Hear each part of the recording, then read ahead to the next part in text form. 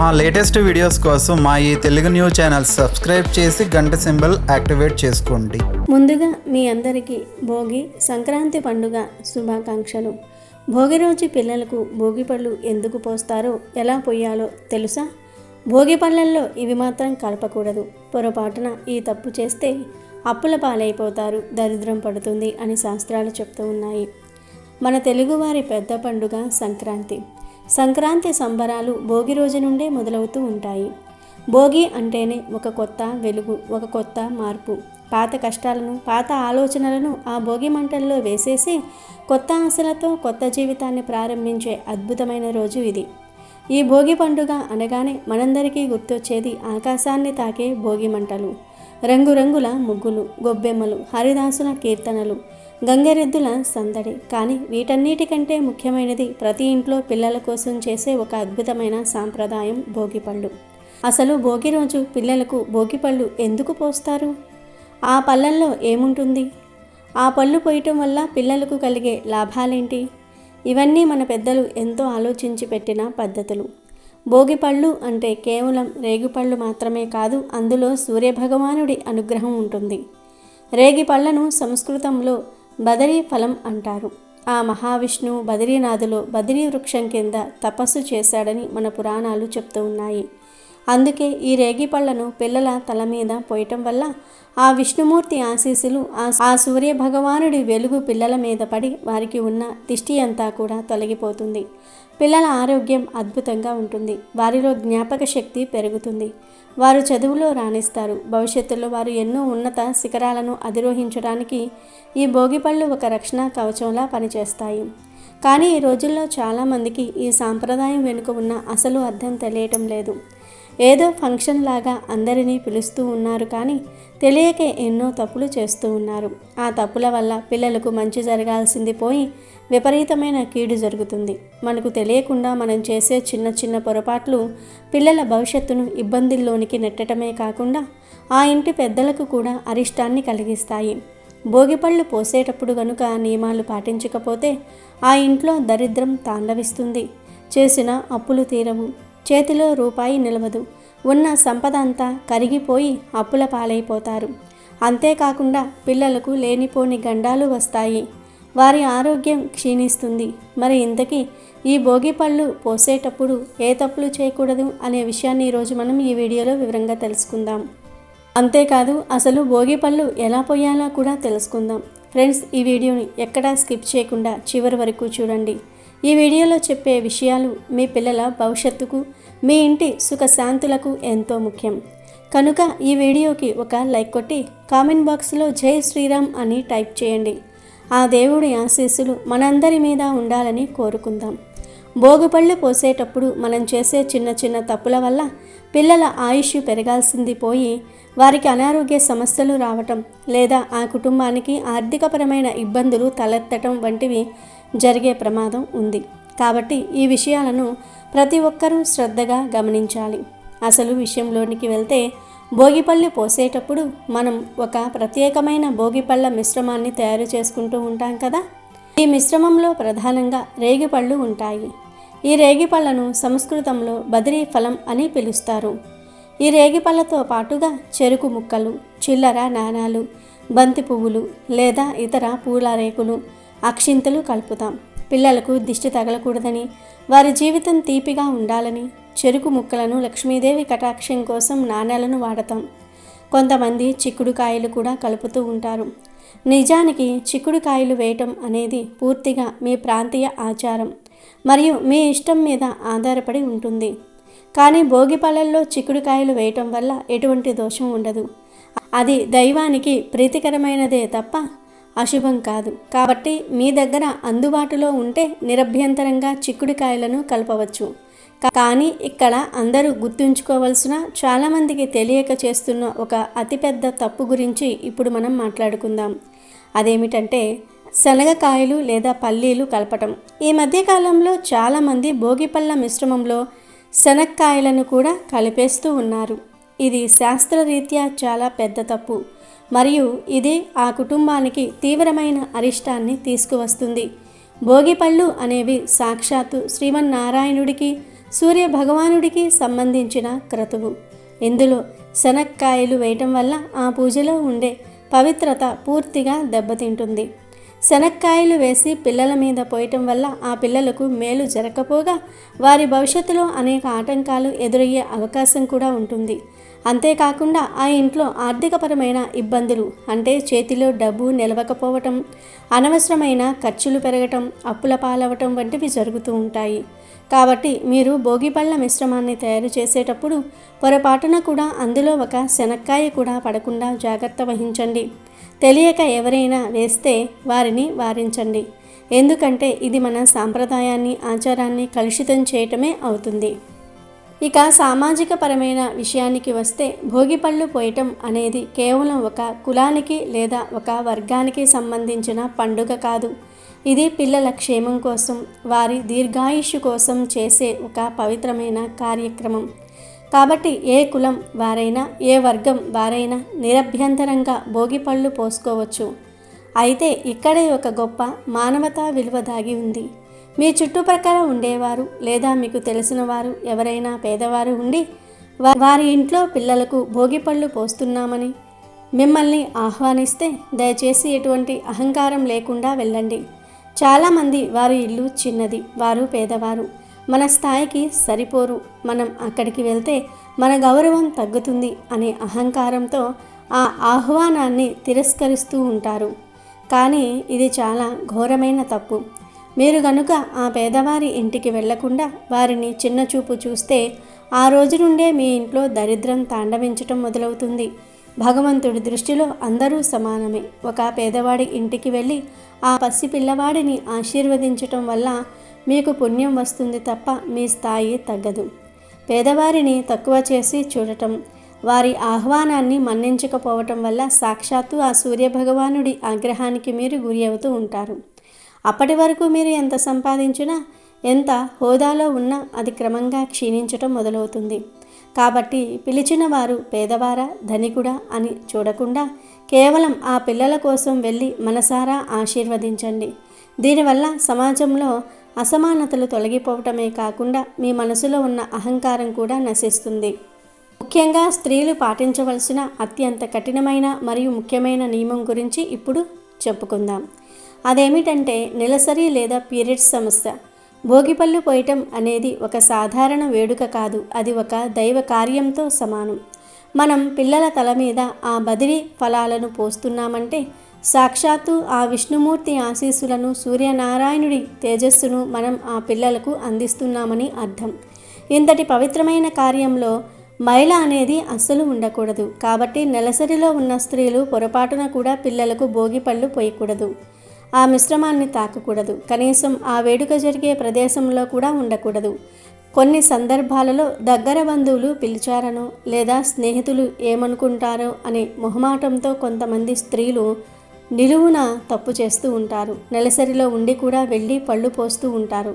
ఇలా చేయటం వల్ల మీకు మహాపాపం చుట్టుకుంటుంది. ఆ పిల్లల మీద కూడా తీవ్రమైన దుష్ప్రభావం చూపుతుంది. ఆ పిల్లలకు అనారోగ్యం కలగటం, చదువులో వెనుకబడిపోవటం వంటి దోషాలు కలుగుతాయి. కాబట్టి ఎవరైనా ఎంత ముఖ్యమైన వారు పిలిచినా కూడా నేను నెలసరిలో ఉన్నాను, రాలేను అని నిస్సంకోచంగా చెప్పేయండి. ఇందులో దాచవలసిన విషయం ఏమీ లేదు, సిగ్గుపడవలసిన అవసరం అంతకన్నా లేదు. మన సాంప్రదాయాలను కాపాడుకోవటం మన బాధ్యత. అలాగే భోగిపళ్ళు పోసేటప్పుడు ఇంట్లో పెద్దలు కానీ, ముత్తైదువులు కానీ, ఆఖరికి పిల్లల తల్లిదండ్రులు కూడా పాదరక్షకులు ఉంటే చెప్పులు వేసుకోకూడదు. కొంతమంది ఫ్యాషన్ కోసమో లేదా కాళ్ళ నొప్పులను సాకుగా చూపిస్తూనో లేదంటే అశ్రద్ధతోనో కాళ్లకు చెప్పులు వేసుకునే పిల్లల తల మీద పళ్ళు పోస్తూ ఉంటారు. ఇది పిల్లలకు అస్సలు మంచిది కాదు. చెప్పులు వేసుకుని చేస్తే ఆ క్రతువుకి ఉన్న పవిత్రత పూర్తిగా పోతుంది. భూమికి మన పాదాలకు మధ్య ఉన్న ఆ విద్యుత్ శక్తి ప్రవాహానికి అడ్డు తగులుతుంది.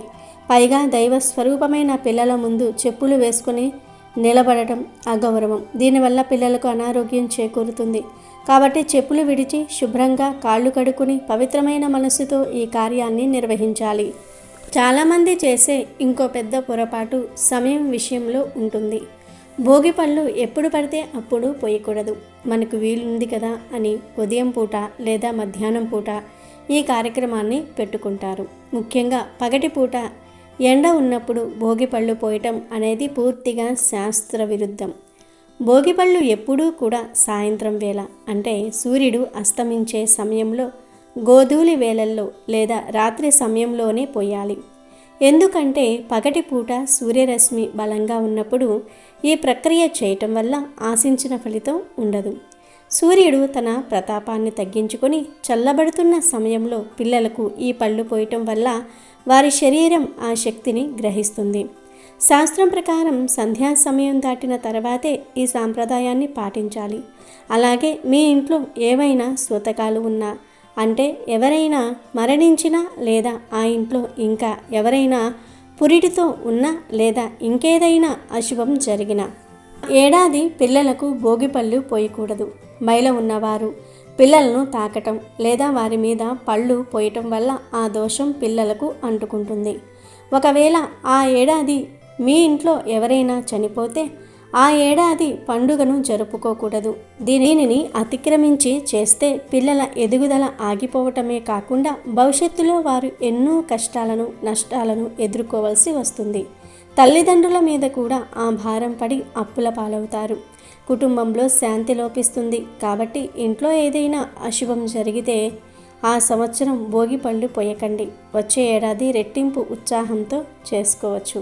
ఇంకో అత్యంత ముఖ్యమైన మరియు ప్రమాదకరమైన విషయం ఏమిటి అంటే, భోగిపళ్ళు పోసిన తర్వాత ఆ పళ్ళన్నీ పిల్లల తల మీద నుండి జారి కింద పడతాయి కదా. వాటి గురించి చాలా జాగ్రత్తగా ఉండాలి. చాలా ఇళ్లల్లో పిల్లల కింద పడిన ఆ రేగుపళ్ళను, చాక్లెట్లను ఏరుకుని తినేస్తూ ఉంటారు. పెద్దవాళ్ళు కూడా దేవుడి ప్రసాదం కదా అని పొరపాటు పడుతూ ఉంటారు. కానీ కింద పడిన భోగి పళ్ళను, రేగుపళ్ళను ఎవ్వరూ తినకూడదు. ముఖ్యంగా పిల్లలకు అస్సలు ఇవ్వకూడదు. ఎందుకంటే ఆ పళ్ళు పిల్లల తల మీద నుండి దిష్టి తీయడానికి పోసినవి. ఆ పళ్ళల్లో ఆ పిల్లలకు ఉన్న నెగిటివ్ ఎనర్జీ, నరఘోష, దిష్టి అంతా చేరి ఉంటుంది. మనం పిల్లల మీద ఉన్న పీడను తొలగించడానికి పళ్ళు పోస్తాం. అలాంటప్పుడు ఆ పళ్ళను మళ్ళీ తినటం వల్ల ఆ దిష్టి, ఆ నెగిటివ్ ఎనర్జీ మళ్ళీ తిన్న పిల్లలకు తగులుతుంది. దీనివల్ల ఆ పళ్ళు తిన్న పిల్లలు తరచూ జబ్బు పడటం, ఏడుస్తూ ఉండటం, రాత్రిపూట ఉలిక్కి పడటం వంటివి జరుగుతూ ఉంటాయి. కాబట్టి ఆ పళ్ళను ఎవరికి తినడానికి ఇవ్వకుండా అన్నిటినీ ఒక దగ్గరకు చేర్చి ఎవరూ తొక్కని చోట పడేయాలి. వీలైతే పారే నీటిలో కలపటం ఉత్తమం. లేదా చెట్ల మొదట్లో వేయవచ్చు, లేదా పశువులకు పెట్టవచ్చు. కానీ మనుషులు మాత్రం తినకూడదు.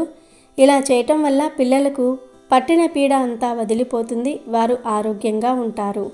చివరిగా ఈ రోజుల్లో చాలామంది ఫ్యాషన్ కోసం, ఆడంబరం కోసం భోగి పళ్ళల్లో ఏవేవో కలిపేస్తూ ఉన్నారు. ప్లాస్టిక్ వస్తువులు, రంగురంగుల కాగితాలు, థర్మాకోల్ బాల్స్ వంటివి వేస్తూ ఉన్నారు. ఇవి చూడడానికి బాగుండొచ్చు కానీ ఆధ్యాత్మికంగా వీటి వల్ల ఎటువంటి ఉపయోగం లేదు. సరిగదా? పర్యావరణానికి కూడా హాని కలిగిస్తాయి. మన పూర్వీకులు ఏర్పాటు చేసిన పద్ధతిలో ఒక అర్థం ఉంది. మన సాంప్రదాయంలో ఉన్న రేగుపళ్ళు, చెరుకు గడలు, చిల్లర నాణాలకే ప్రాముఖ్యత ఇవ్వండి. రేగిపండు సూర్యుడికి చిహ్నం, ఆరోగ్యాన్ని ఇస్తుంది. చెరుకు తీపికి చిహ్నం, జీవితంలో మాధుర్యాన్ని నింపుతుంది. నాణాలు లక్ష్మీదేవికి చిహ్నం, ఐశ్వర్యాన్ని ప్రసాదిస్తాయి.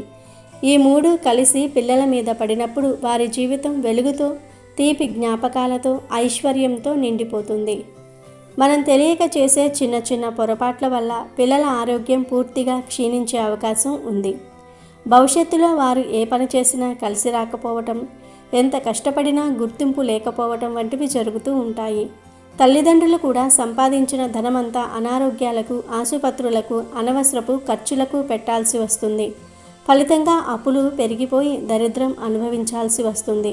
కాబట్టి ఈ భోగి రోజున భోగిపళ్ళు పోసేటప్పుడు ఈ నియమాలన్నీ తూచా తప్పకుండా పాటిస్తూ మీ పిల్లలకు భోగిపళ్ళు పోయండి. కాదని తప్పులు చేస్తే మాత్రం కష్టాల పాలవుతారు కనుక జాగ్రత్తగా ఉండండి. తెలుగు ప్రజలు జరుపుకునే అతిపెద్ద పండుగ సంక్రాంతి. ముందుగా కోస్తాంధ్ర, రాయలసీమ ప్రాంత ప్రజలు ఈ పండుగను 4 రోజుల పాటు ఘనంగా జరుపుకుంటూ ఉంటారు. సూర్యుడు మకర రాశిలోనికి ప్రవేశించిన రోజునే మకర సంక్రాంతి పండుగ జరుపుకుంటూ ఉంటారు. గొబ్బెమ్మలు, భోగి మంటలు, గంగిరెద్దులు, పిండి వంటలు, హరిదాసు సంకీర్తనలు, రథం ముగ్గులు, కోడి పందాలు, ఇలా సంక్రాంతి వచ్చిందంటే ఆ సందడే వేరు. ఈ పండుగ తొలి రోజును భోగిగా పిలుస్తారు, రెండో రోజును మకర సంక్రాంతిగా, మూడో రోజును కనుమగా పిలుస్తారు, నాలుగో రోజును ముక్కనుమ అంటారు. సంక్రాంతికి ఒకరోజు ముందు భోగి పండుగతో సంబరాలు మొదలు పెడతారు. భోగి మంటల్లో పాత వస్తువుల్ని వేయటం ఎప్పటి నుంచో ఉన్న ఆచారం. భోగి రోజు చేసే బొమ్మల కొలువు ముత్తైదువులతో పేరంటం చేస్తారు. భోగి అనగానే పిల్లలకు పేరంటం చేసి వారి మీద పోసే భోగి పళ్ళే గుర్తుకు వస్తాయి. ఆ రోజున రేగుపళ్ళు కాస్త భోగి పళ్ళుగా మారిపోతాయి. సాయంత్రం వేళ చుట్టుప్రక్కల ఉన్న పెద్దవారందరినీ పిలిచి వారితో పిల్లలకు దిష్టి తీయిస్తారు. గుప్పిట నిండా రేగుపళ్ళు, చిల్లర డబ్బులు, బంతిపూల రెక్కలు, చెరుకు ముక్కలను తీసుకొని 3 సార్లు పిల్లల చుట్టూ తిప్పి వారి తల మీదుగా పోస్తారు. భోగినాడు రేగుపళ్లను ఇంతగా తలుచుకోవడానికి గల కారణాలు చాలానే కనిపిస్తాయి. భోగి అంటే తొలి రోజు అని అర్థము. ఈ రోజున ఇంటి ముందు భోగి మంటలను వేస్తారు. ఇక ఈ భోగి పండుగ నాడు సంబరమంతా పిల్లలదే. కొత్త బట్టలు ధరించి భోగి మంటల్లో భోగి పిడకలు వేయటంతో భోగి సంబరాలు మొదలవుతాయి. సాయంత్రం భోగి పళ్ళు పిల్లలకు భోగి పండ్లు పోస్తారు. చిన్నపిల్లలను సాక్షాత్తు శ్రీమన్నారాయణుడిగా భావిస్తూ భోగి పళ్లను పోస్తారు.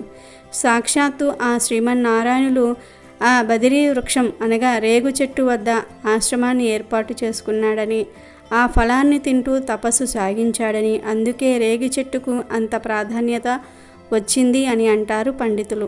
రేగి పళ్లను అర్కఫలం అని కూడా అంటారు. అర్కుడు అంటే సూర్యుడు. సూర్యుడు ఉత్తరాయణం వైపు మళ్ళే సమయం కావటంతో ఆయన కరుణా కటాక్షాలు పిల్లలపై ఉండాలనే ఉద్దేశంతో పిల్లలకు భోగిపళ్ళు పోస్తారు. పైగా భారతదేశ వాతావరణానికి అనుగుణంగా ఎలాంటి ప్లేస్లో అయినా రేగి పండ్లు పెరుగుతూ ఉంటాయి. ఎండని వానని అన్నిటినీ కూడా తట్టుకుంటూ ఉంటాయి. వీటిని బదరీ ఫలమని కూడా పిలుస్తారు. భోగిపళ్ళు సాయంత్రం సంధ్యా సమయం తర్వాత పోస్తారు. సుమారు 6-7 గంటల సమయంలో పోస్తారు. ముందుగా పీట వేసి దాని మీద తెల్లని వస్త్రం వేయాలి. దానిపైన భోగిపళ్ళు పోసే పిల్లలను కూర్చోపెట్టుకోవాలి.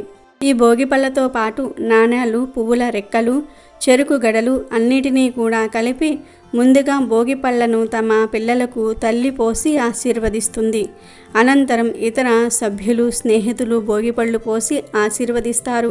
కింద పడిన భోగిపళ్లను డబ్బులను తీసుకోవడానికి పెద్దలు, పిల్లలు పోటీ పడతారు. భోగి రోజు సాయంత్రం 5 సంవత్సరాలు లోపు పిల్లలకు భోగిపళ్ళు పోస్తారు. పిల్లలకు 5 సంవత్సరాలు లోపు ఉండే బాల అరిష్టాలు, దిష్టి తొలగిపోయి ఆరోగ్యంగా ఉండాలి అని కోరుకుని ఆ రేగి పండ్లు లేదా భోగిపళ్ళు పోస్తారు. ఆ వయసు పిల్లలకు బ్రహ్మరంధ్రం పలుచుగా ఉంటుంది. రేఖి ఆర కూడా పలచగా ఉంటుంది. ఈ రేగి పండ్లకు రోగనిరోధక శక్తిని ఇచ్చే పోషక విలువలు ఉంటాయి. అవి పోసిన సమయంలో రేగి పండ్ల నుంచి వచ్చే వాయువు పిల్లల తలపైన బ్రహ్మరంధ్రానికి శక్తిని ఇస్తుంది. మేధస్సుకి శక్తి వస్తుంది. ఈ పండ్లు తలపైన నుండి పడటం వల్ల తలలోని మెదడులోని నరాలకు రేగి పండ్ల నుంచి వచ్చే వాయువు వల్ల యాక్టివ్ అవుతాయి. శీతాకాలంలో వచ్చే జలుబుల వల్ల పిల్లలు మెతకబడిపోతారు. ఈ రేగి పళ్ళల్లో ఆర ఎక్కువగా ఆకర్షించే గుణం వల్ల పిల్లలకు ఆరోగ్యం లభిస్తుంది. ఇది ఒక శాస్త్రీయ సాంప్రదాయం. అలాగే చుట్టూ ఉండే ఆర బలపడుతుంది. ఎటువంటి పరిస్థితులు అయినా సరే ఎదుర్కొనే శక్తి పిల్లలకు రావాలి అనే ఉద్దేశంతో ఈ రాగి పండ్లనే పోస్తూ ఉంటారు. అలాగే పిల్లలకు ఉన్న దిష్టి ప్రభావం తగ్గుతుంది. చుట్టుప్రక్కల వారు కూడా వచ్చి వారు కూడా రేగి పండ్లు పోయటం వల్ల పిల్లలకు అందరి ఆశీర్వాదం కలుగుతుంది.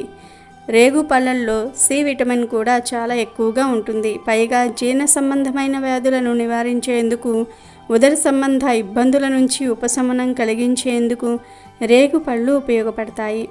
అందుకే రేగి పళ్ళను ఎండబెట్టి వాటితో వడియాలను, రేగు తాండ్రలను చేసుకొని తినే అలవాటు ఇప్పటికీ తెలుగునాట ఉంది. ఇంకో కోణం, భోగి ముగిశాక సూర్యుడు దక్షిణాయనం నుంచి ఉత్తరాయణానికి మారుతాడు. ఆ రోజే మకర రాశిలోనికి అడుగు పెడతాడు.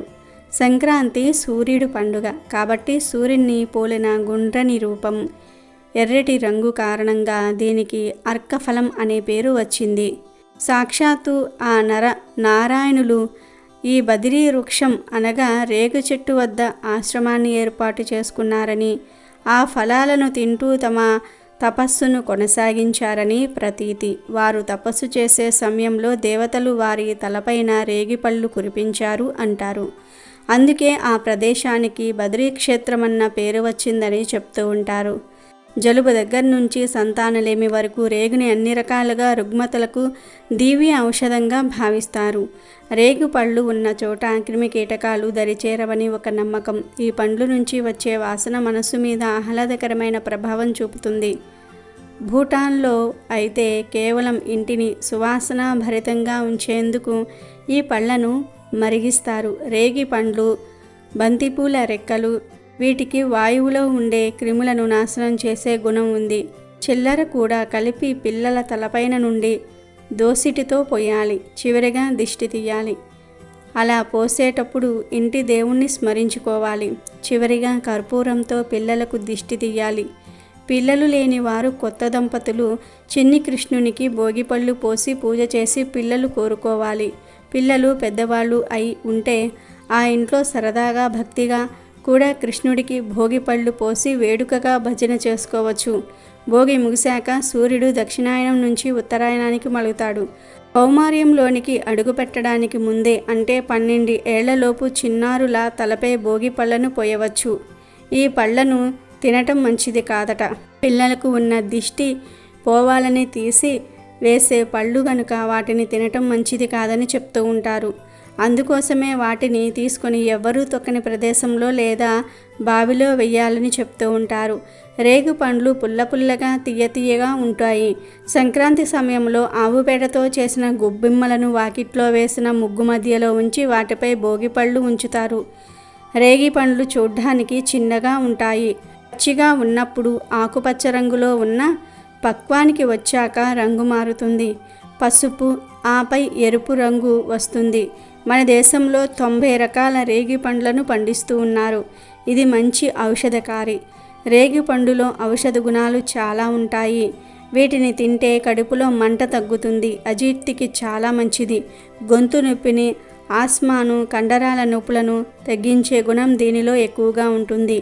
రేగిపండు గింజలు చాలా గట్టిగా ఉంటాయి. వీటిని పొడి చేసి నూనెతో కలిపి రాసుకుంటే కీళ్ళ నొప్పులు తగ్గుతాయి.